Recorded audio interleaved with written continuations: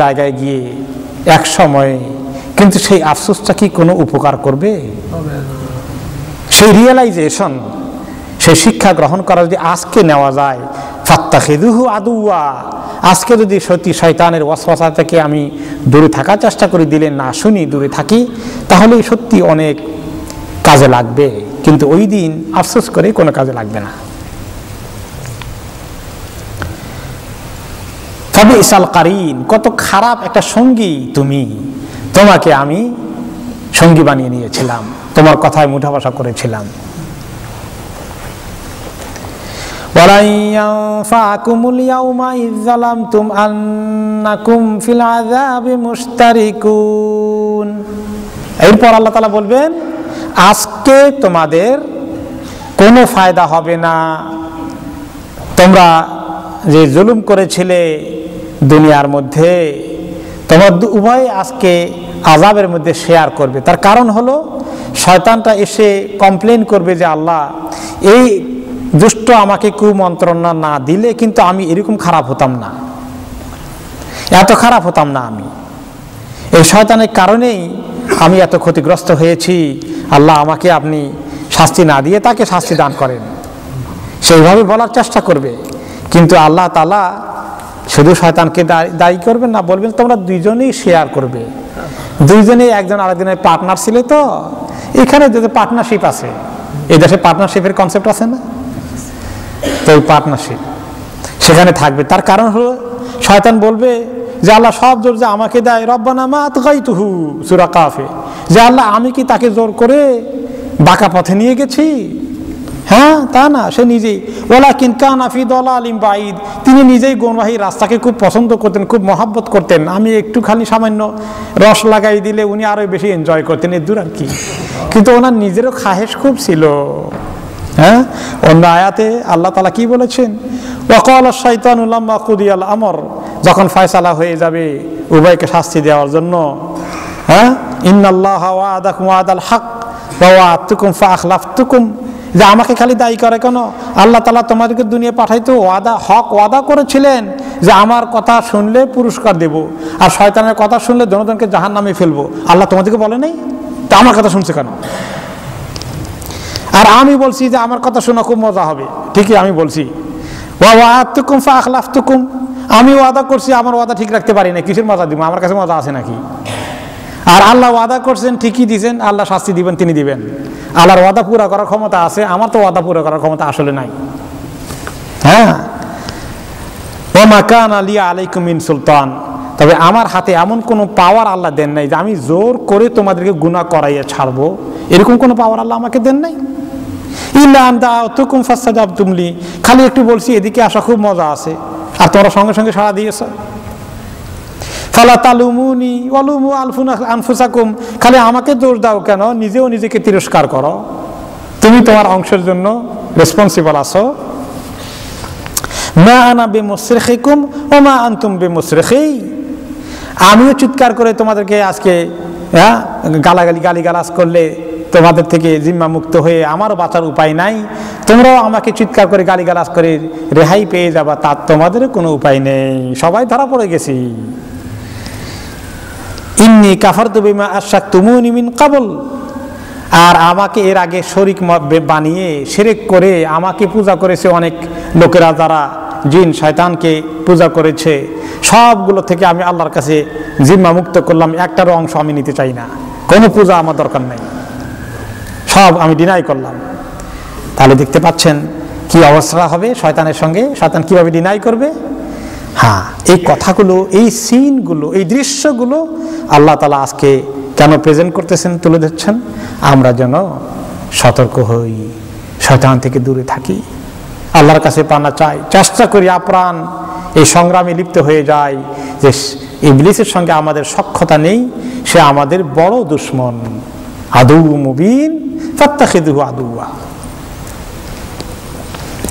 ইন্নাহু লাকুম আদু ফাত্তাখিযুহু আদুওয়া, সে তোমাদের দুশমন, তোমরা তাকে দুশমন হিসেবেই গ্রহণ করো। আফাআনতা তুসমাউস সুম্মা আও তাহদিল উমিয়া মান কানা ফি দালালিম মুবিন, এত কিছু বলার পরেও আল্লাহ তাআলা বলে যে এত আমি বুঝাই দিলাম, আয়াত এগুলো নাজিল করলাম, শয়তান কি বলবে সব বলে দিলাম, এরপরে দেখা যায় আপনি তাদেরকে বুঝাতে পারেন না। এগুলো তাদেরকে কোনো চেঞ্জ করে না, খবর তাদের নাই। কি করবেন? যারা কানে শুনে না, বধির, ডেফ, তাদেরকে কি আপনি কথা শুনাইতে পারবেন? একজন ডেফ যে আছে, বধির, কানে শুনে না, তাকে ডেকে যদি বলেন, হ্যাঁ নাকি ডাম কি বলে, ডেফিতে বলে, হ্যাঁ, তাকে যদি বলেন অনেক কথা, আপনি চিৎকার করে গলা ফাটান, কিন্তু সে তো কিছু বুঝে না। তো আবু জাহাল, আবুল আহাব সবাই কি এরকম ডেফ ছিল নাকি? কানে শুনতো। তো আল্লাহ তাআলা বলেন যে আসলে কানে শুনলেও ওরা ওই রকম বোবা বা আপনার বধিরের থেকেও অবতর, কারণ তারা হেদায়েতের কথা শুনতে রাজি নয়। শুনলেও এই কান দিয়ে শুনে ওই কান দিয়ে বের হয়ে যায়, গ্রহণ করার নিয়তে শুনে না। কানে শুনলে তো হবে না, গ্রহণ করতে হবে। তো নসিহত গ্রহণ করার কোনো মেন্টালিটি নাই। আও তাহাদিল অমিয়া, অথবা একজন যদি অন্ধ হয়, আসে রাস্তা চিনে না, বলে যায় ভাই ওদিকে কেমনে যাব, আমি এখান থেকে মাইল্যান্ড যাব, এখান থেকে আমি আপনার অন্যদিকে যাব, আপনি কিভাবে তাকে রাস্তা দেখাই দিলেন? রাস্তা দেখাই দিলে ডাইনে যাও, বাঁয়ে যাও, উত্তরে যাও, দক্ষিণে যাও, পূর্ব দিকে যেতে হবে 3 মাইল, তারপর যেতে হবে 4 মাইল, এগুলো আপনি বুঝাই দিলে অন্ধ কোনো ফায়দা হবে তার? কেন, সে তো কিছুই রাস্তা চিনতেছে না। তো আবু জাহল, আবুল আহাব তো অন্ধ ছিল না, ফিজিক্যালি অন্ধ ছিল না, কিন্তু অন্তরটাকে অন্ধের মতো করে রেখেছে। দেখে ঠিকই, কিন্তু কোনো শিক্ষা গ্রহণ করে না। তাদের সামনে কাবা শরীফ আছে, আল্লাহ তাআলার ঘর, তারাও জানে, শিক্ষা গ্রহণ করছে না। আল্লাহর কোনো শরীক নাই, মূর্তি এনে ঢুকাই রাখছে, দেখেও তারা দেখে না। এই জন্য এদের কথা আল্লাহ তাআলা কি বলেছেন? চোখ থাকতেও অন্ধ, কান থাকতেও বধির, মুখ থাকতেও বোবা, দিল থাকা সত্ত্বেও তারা কিছু বুঝে না। লাহুম কুলুবুন লা ইয়াফকাহুনা বিহা ওয়া লাহুম আয়ুনুন লা ইউবসিরুনা বিহা ওয়া লাহুম আযানুন লা ইয়াসমাউনা বিহা। তাদের অন্তর আছে, অন্তর দিয়ে কিছু বোঝার চেষ্টা করে না, উপলব্ধি করে না। চোখ আছে কিন্তু দেখে না। আল্লাহ তাআলার সৃষ্টি দেখলেই তো বোঝা যায় যে আল্লাহ আছেন না নাই। আর এত সুন্দর করে আপনি বুঝান, কোনো কিছুই শিক্ষা গ্রহণ করার চেষ্টা করে না। এরকম যারা অবস্থা, জেনে শুনে যারা সিদ্ধান্ত নিয়েছে আমরা হেদায়েত গ্রহণ করব না, আপনি কেমনি তাদেরকে হেদায়েত দিবেন? কেমনি তাদেরকে পথ দেখাবেন? ওয়ামান কানা ফি দালালিম মুবিন, এরকম গোমরাহিতে যারা লিপ্ত থাকে, থাকার জন্য সিদ্ধান্ত গ্রহণ করেছে, কিছুতেই হটবে না, আপনি চাইলেও, টায়ার্ড হয়ে গেলেও তাদেরকে এই পথে আনতে পারবেন না। আবু জাহল, আবুল আহাবকে তিনি কম চেষ্টা করেছিলেন? কত চেষ্টা করলেন। তারপরে তারা বলছে আবার যে তুমি এত কিছু দেখাও, আমরা ঈমান আনি না। কই, তোমার আযাব তো এখনো আমাদেরকে কিছুই করতে পারে নাই। তোমার আল্লাহ যদি এত শক্ত থাকেন, তোমার কথা হক থাকে, তাহলে বহু আগেই তো আমাদের কারবার শেষ হয়ে যাওয়ার কথা। উল্টা পাল্টা আরো তারা চ্যালেঞ্জ করে ওনাকে।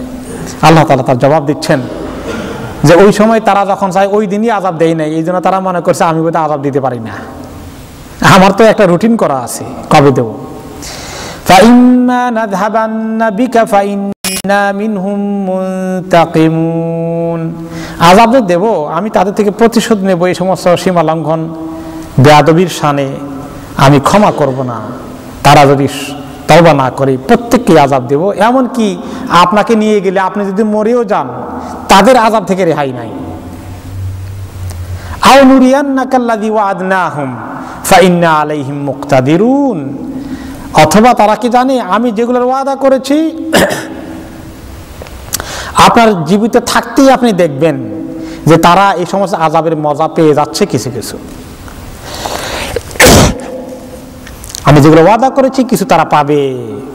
ফাইন্না আলাইহিম মুক্তাদিরুন, আমি পরিপূর্ণভাবে সক্ষম এবং তারা আমার কন্ট্রোলে আছে কখন কিভাবে আযাব দিতে হবে। এই জন্য আবু জাহল, আবুল আহাব কি আযাবের খবর দেখে নাই? বদরের যুদ্ধে আল্লাহ তাআলা কি করলেন? আবু জাহালকে, এত বড় লিডারকে শেষ করে দিয়েছেন। আরো বড় বড় অনেক লিডারকে কি করেছেন? শেষ করেছেন। তারা দেখলো না যে আল্লাহ যে চ্যালেঞ্জ করেছিলেন, ওয়াইন্না লানানসুরু রুসুলানা, আমি আমার নবীদেরকে সাহায্য করি, তাদেরকে বিজয় দেবই। মদিনাতে বদরের যুদ্ধে আল্লাহ বিজয় দিয়ে সে ওয়াদা রক্ষা করেছেন। আর কাফেরদেরকে আল্লাহ তাআলা পরাজিত করেছেন। ওয়ায়াক্তা দাবিরাল কাফিরিন, কাফেরদের জড় কাটার ব্যবস্থা করেছেন। আর সে আবু জাহেলের খবর শুনে লিডার সবগুলো মেজরিটি লিডার মারা গেছে। এই খবর শুনে আবু জাহাল হার্ট ফেল করে মক্কায় মারা গেছে, আবুল আহাব। তা আল্লাহ তাআলা দেখিয়েছেন তাদেরকে, নবী করিম সাল্লাল্লাহু আলাইহি ওয়াসাল্লাম নিজে দেখলেন, ওনাকে আল্লাহ বিজয় দান করলেন। এমনকি বদর যুদ্ধের খন্দকের পরে শেষ পর্যন্ত গোটা মক্কা শরীফ শুধু বিজয় হয়নি, ফাতে মক্কা শুধু হয়নি, সারা আরবের লোক